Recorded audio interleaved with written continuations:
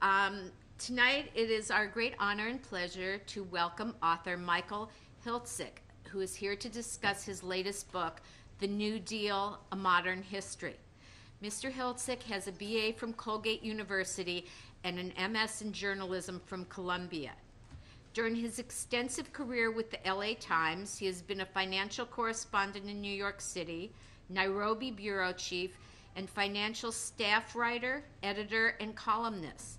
I think you've had every job there. Topics he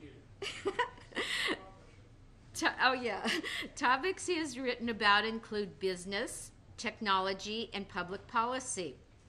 Among his many writing awards are the Pulitzer Prize for an expose on corruption in the music industry, a Gerald Loeb Award for distinguished business and financial journalism, and a Silver Gavel from the American Bar Association.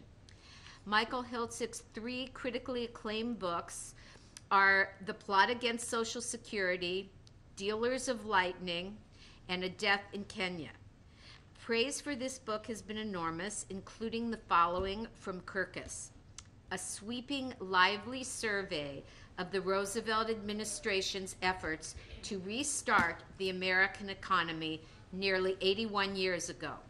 A timely, well-executed overview of the program that laid the foundation for the modern progressive state. Please help me welcome author Michael Hiltzik.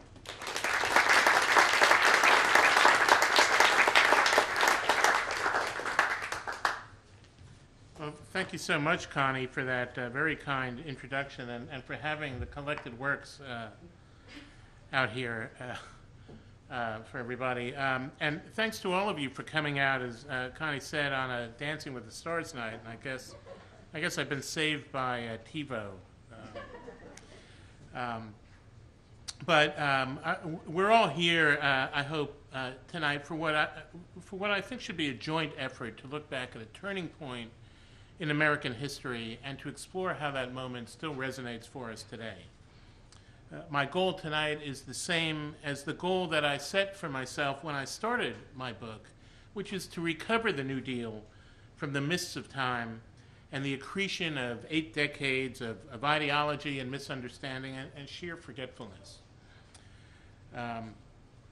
So I'm going to speak for about a half an hour, and then I hope we'll have time for questions from all of you, because I just can't cover everything, and I know there are points that you're going to be curious about that I'll miss. But I want to set the stage by establishing the relationship that Franklin Roosevelt had with the American people. So I'm going to read from a letter that came into the Roosevelt White House in January 1934 from a farm wife in the Midwest, seeking advice on an excruciating personal dilemma. The letter began, "Dear Frank, our neighbor, Pete Smith, loaned us $25 on our mule team. Now he says he'll take the mules unless he can come to see me when my husband is away. So here's my question. What should I do to save the mules?" Now, it's hard to imagine a citizen putting the same sort of personal question to any president other than FDR, including Barack Obama, but I think this tells you something about the deep personal affinity that millions of Americans felt for FDR, this child of privilege, this product of a Harvard education, a man who had grown up with servants on a family estate in upstate New York. It tells you not only something about his personality and how he projected the sense that he cared about Americans in all walks of life and all socioeconomic classes, but about the times, a unique period in our history when America had been beaten down by an economic crisis so lengthy and so crushing that even the wealthiest businessmen and the most experienced political leaders we had literally thrown up their hands and declared that they had no answers.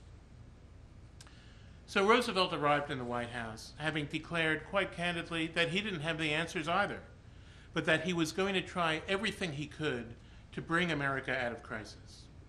As he put it in an important speech during the 1932 presidential campaign, "The country needs, and unless I mistake its temper, the country demands, bold, persistent experimentation. It's common sense to take a method and try it. If it fails, admit it frankly and try another. But above all, try something. And what he tried was an amazingly varied slate of programs. The New Deal closed the banks and reopened them within days under an unprecedentedly stringent set of new regulations. It sent hundreds of thousands of young men from city and countryside into the wilderness to clear brush and create parks and build roads. That was the CCC, the Civilian Conservation Corps, the very first work relief program of the New Deal and one of the first in American history. The New Deal tossed out a mortgage system that required homeowners to refinance their loans every 3 to 5 years, preventing them from ever building up equity in their houses, and replaced it with the form of mortgages that we've come to know today, long-term loans that aim to help you eventually own your house. That is, of course, if everything goes right.